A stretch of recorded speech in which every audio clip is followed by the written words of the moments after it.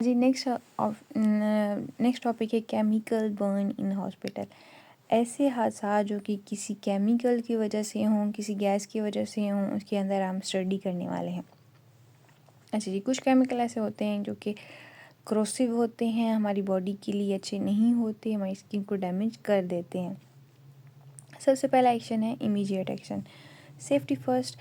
हमें सबको पता होना चाहिए कि कौन सा केमिकल क्या क्या नुकसान पहुंचा सकता है और हमें इनसे कैसे बचना है। तो हमें सबसे पहले खुद सेफ रहना चाहिए। उसके लिए हमें क्या करना है, अगर किसी को कोई केमिकल का एक्सपोजर हो गया या केमिकल किसी पे गिर गया है तो सबसे पहले हमें अपने आप को कवर करना है, पीपीई को फॉलो करना है, ताकि हम जिस इंडिविजुअल को देखने जा रहे हैं, पेशेंट को डील करने जा रहे हैं, तो उसकी केमिकल्स या उसके हमारी बॉडी से केमिकल एक्सपोज ना हो जाएं। Remove contaminated clothing. अब जो बंदा आया है जिस पे केमिकल गिरा है तो उसके कपड़ों को पहले हटाएं। हटाने का मकसद ये है कि अगर वो आप उसकी स्किन पे टच हो रहे हैं तो कोशिश करें उनको काट दें, ताकि ज़्यादा से ज़्यादा वो जो भी केमिकल है उनकी और बॉडी पे किसी जगह पे ना लगे। दूसरा है flush with water.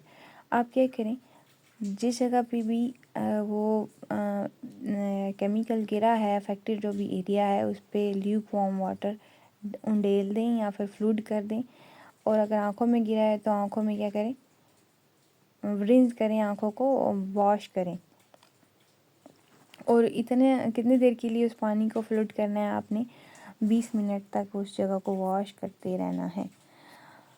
Call for help.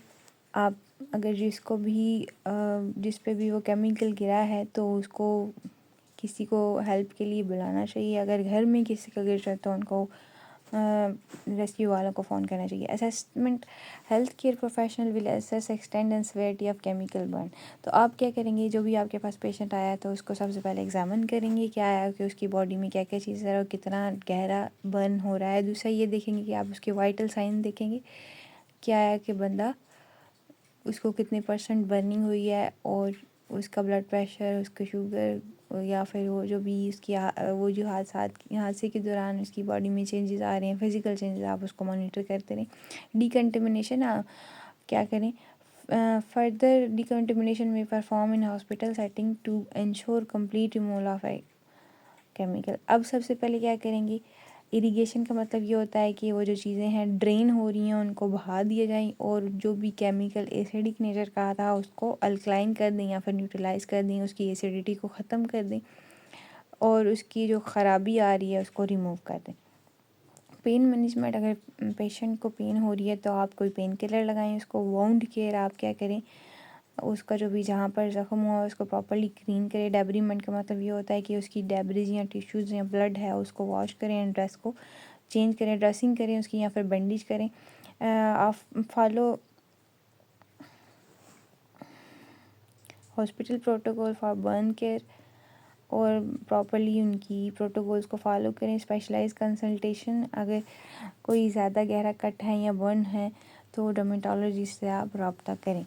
Prevention of infection. आपको इन्फेक्शन से कैसे बचना है, ऐसे कौन से एजेंट का यूज़ करना चाहिए जिससे हम माइक्रो ऑर्गेनिज्म से दूर रहेंगे। उसके लिए हम यूज़ करते हैं एंटी माइक्रोबियल एजेंट या फिर एंटीसेप्टिक्स यूज़ करते हैं। Follow up care. क्या आपने उस जो भी आपके पास मरीज़ आया है उसको बताना है कि क्या क्या कॉम्प्लिकेशन है और ये कितने अरसे तक हील होंगी, और उनको ये बताना है कि आपने इन्फेक्शन से कैसे बचे रहना है। प्रिवेंशन।